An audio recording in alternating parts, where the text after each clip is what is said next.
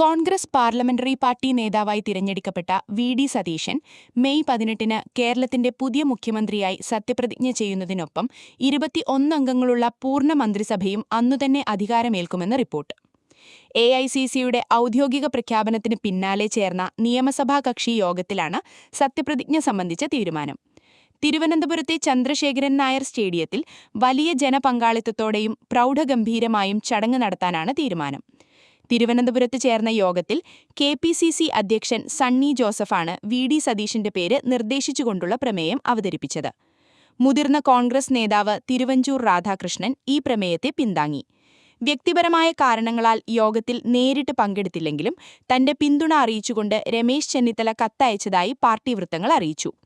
യോഗത്തിനു ശേഷം വി.ഡി. സതീശൻ ഗവർണറെ കണ്ട് മന്ത്രിസഭ രൂപവൽക്കരിക്കാനുള്ള അവകാശവാദം ഉന്നയിച്ചു.